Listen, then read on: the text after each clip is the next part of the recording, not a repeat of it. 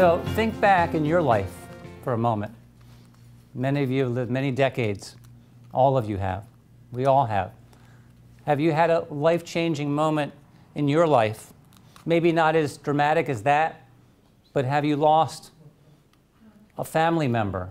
Have you had a serious illness? Have you been able to recover from a life-changing event? I think probably we can all point and say, yes, we have. And how do we recover from that, and how do we get better from that? Do we learn from that? And I think that's really, really an important message, because we all are survivors in one way or the other. We all recover from things that are difficult to deal with.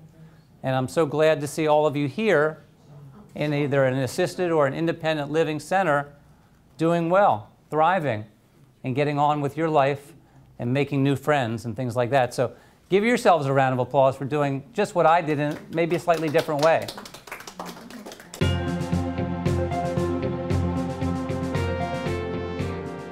When I was 20 years old and a junior at the University of Maryland at College Park, I discovered over the course of time that I had some pain, and I found a lump in my chest. The lump, well, I didn't know what it was. We went to a doctor and he took a biopsy. The biopsy showed that I had Hodgkin's lymphoma, that I had a form of cancer at 20 years old. I mean, I haven't even really begun living my life, just getting through school. I was a radio and television major at the University of Maryland, so I was studying to become a broadcaster, somebody that was on the air. I love sports. I wanted to be involved in sports. A lot of you are from the Baltimore area. Does anybody remember the name Chuck Thompson? He used to be a play-by-play announcer for the Orioles. That was the guy that I wanted to be, because I really wanted to be Brooks Robinson first.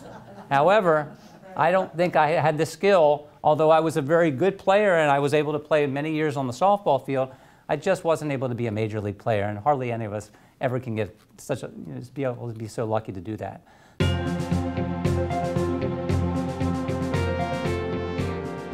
Why did it happen? Because the radiation that was delivered to my chest back in 1982, over the course of time, was narrowing the arteries in my heart, the four main arteries leading to my heart. And that caused the blood supply not to be there. So I'm running around the bases. I score this winning run in the championship game, and I black out. I go down on the field, and I clinically die on the field. And if it wasn't for the luck, the sheer good fortune that I had two doctors present and available to me that day, well, I wouldn't even be here talking to you at this point. How lucky can you be? How much good fortune could you have to be able to have those people present? They got on me right away. One of the doctors was a cardiologist. All he had, he didn't have his instruments, he didn't have any fancy devices. He had his mouth and he had his hands to give compressions along with another doctor. And they brought me back to life. So it just how fortunate can you be to have that? You would never think that a softball field would be a great place to go down and have an event. But because of the fact that I had a lot of people around me, and some of them knew how to perform CPR, that was a huge, huge deal for me. That was a life-saving, a life-changing moment for me.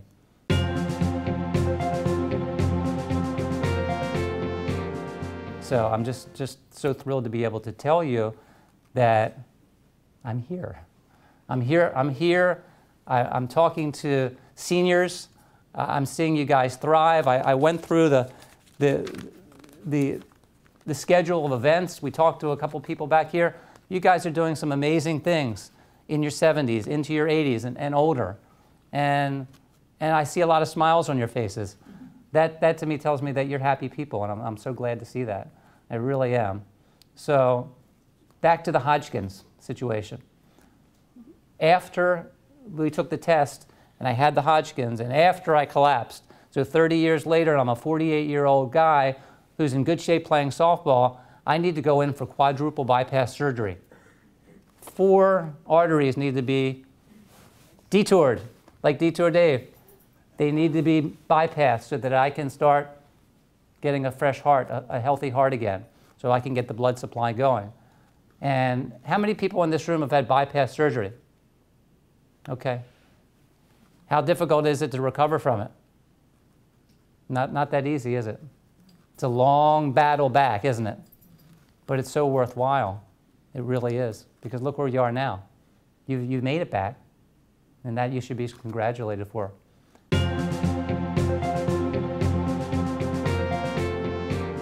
I was struggling to be able to breathe, to be able to do my traffic reports. So there I am again, battling this situation, slightly different. My heart seems to be okay, but now my lungs aren't. So I had to go back. This time I went to Johns Hopkins because they had some good specialists there, and I had Johns Hopkins take care of the lung surgeries. Very difficult to battle back from them. I have a lot of scarring in my lungs now. It makes for a very difficult time to be on the air, to be able to really punch out that traffic report, nice and loud, nice and strong. I can do it, but it takes effort that I never had to make that type of effort before. In addition to that, unfortunately, because of the lung surgeries, I really can't move around that well and start playing softball again. So now golf's my favorite sport. Golf's a little bit easier. You can ride a cart, you can pull up to your ball, you can hit it, get back in the cart and move around again. I can move around. I can do the things I want to do. I'd like to be able to do more. But like I said before, the fact that I'm here talking to you today makes me feel like I'm a winner regardless.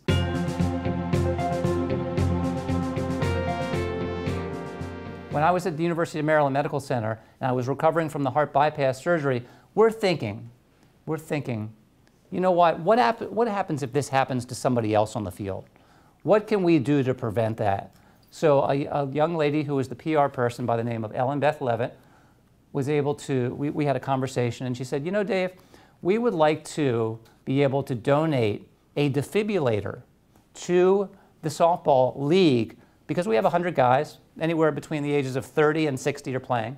And what happens if this happens to somebody else? We'd like to be able to make sure that we can save them too.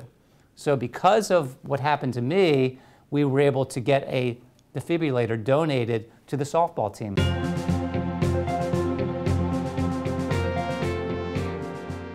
It's been a tremendous career. It's been almost 30 years. Coming up at the end of December, it'll be 30 years. And I feel really fortunate. The radio station worked with me during the time when I needed some medical leave. They paid for my salary when I was out. Then the second time when I had these lung issues, it wasn't as good. They weren't as accepting of this. I don't think they thought I was going to be able to make it this time. I think they thought I was damaged goods. And I understand that from a business side of things, but I was able to show them that I could do what I'm doing right now again. So I was able to earn my way back on the air. I'm not full-time any longer, but you know what? Getting up at 4 o'clock in the morning isn't as great as it used to be.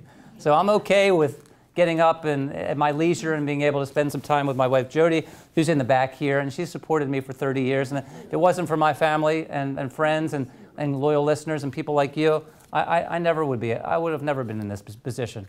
I'm so fortunate to have, you know, a funny side story about my situation at the radio station is that I started working for WBAL in 1986. That happened to be a pretty great year for me because earlier in May, I met this young lady and we got married in 1986. So I've had a great 30 years of being on the air and being married to this young lady at the same time. So she deserves a round of applause as well.